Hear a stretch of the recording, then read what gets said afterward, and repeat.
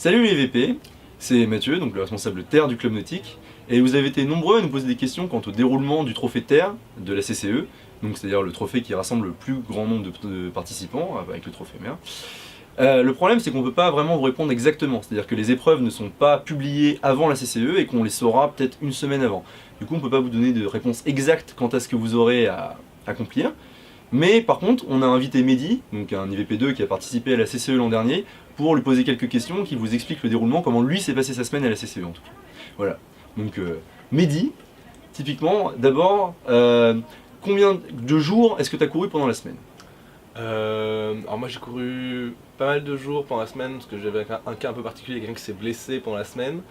Mais j'ai couru 4-5 jours sur les 6 ou 7 qu'on avait de course. D'accord. Et pendant ces 6 ou 7 jours, du coup, quel type de course est-ce que tu as dû effectuer? Alors il y a des courses plutôt courtes où ça va être plus de la vitesse, qui sont pas forcément très difficiles. Et après il y a des choses plutôt longues qui peuvent aller jusqu'à 12 km, 12-13 km, je sais plus. Et mélanger aussi avec du vélo. Donc ça c'est un peu plus... Enfin faut être un peu endurant quand même si on veut tenir jusqu'au bout en courant. Voilà. Et donc, lors de ces... Mais tous les jours en tout cas, ces nombreuses épreuves de kayak dont tu parles, ou de course ou de vélo, combien de temps en moyenne ont-elles duré? Ah bah une épreuve de course, de toute façon 12 km, il faut compter entre 1 et 2 heures suivant le niveau.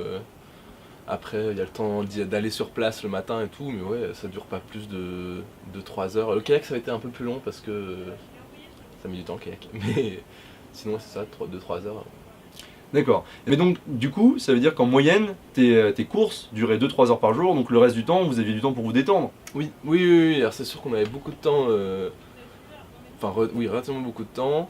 Il fallait récupérer des soirées déjà, donc, et puis l'après-midi sinon on pouvait aller au village des sponsors, il y avait pas mal d'activités, voilà. Et en moyenne, vous commenciez les courses à quelle heure le matin? C'était tôt le matin. C'était souvent avant 10 h, ça dépendait des jours, parfois 8 h. D'accord. Et donc, globalement, tu dirais que genre c'est faisable pour à peu près n'importe quel sportif une semaine sans trop se forcer, ou tu penses que c'est vraiment dur? Oh, il faut quand même faire un petit peu de sport, ouais, mais faut pas être un sprinter professionnel. Il n'y a pas de problème, tout le monde peut y arriver. Donc je vais pouvoir participer au Trophée Terre cette année. Merci, Mehdi. Et par rapport aux soirées, est-ce que c'était dur? Est-ce que tu y as participé? Jusqu'à quelle heure tu restais en moyenne? Est-ce que tu t'es bien Oui, amusé? j'ai fait toutes les soirées quasiment, mais Toutes les soirées. en restant pas jusqu'à 4 h du matin, quoi. Si on veut courir le lendemain, faut rentrer relativement tôt pour être alerte, frais et alerte. D'accord. Et pour terminer, tu pourrais nous décrire une journée type du coup de la CCE. Du coup, tu te lèves le matin, mais après vous faites quoi après la course directement? Une sieste ou vous picolez direct?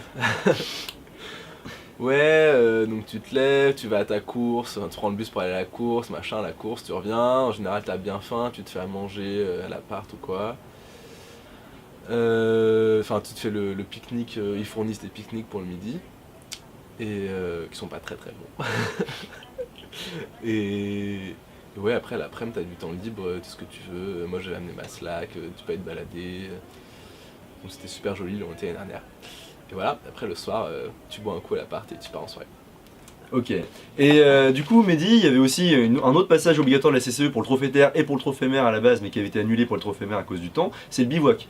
Et comment est-ce que c'était passé pour toi? T'avais été en galère, c'était bien passé, l'organisation était correcte? Non, c'était très bien. Moi j'ai un peu l'habitude du bivouac, donc ça m'a pas choqué. Après, c'est sûr que c'est un peu spartiate, mais faut pas s'inquiéter.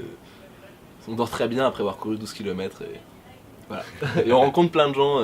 Parce que c'est l'occasion d'être avec tous les gens vraiment du Trophée de Terre sans être bourré. Oui, donc vraiment un des arguments principaux pour aller à la CCE, c'est que déjà on est avec d'autres gens que ceux de l'IVP, donc on peut rencontrer tous les gens des autres écoles de toute la France. Et puis ça permet d'allier le sport en compétition avec les autres écoles, et puis la fête tous les soirs. Donc vraiment, aller à la CCE. Mehdi, tu dirais que tu regrettes ou pas? Genre clairement, t'es Non, je ne regrette pas, au contraire. Bah voilà, venez avec lui alors. Bon bah, on espère vous voir tous nombreux à la CCE au port de Coupe du Crousty.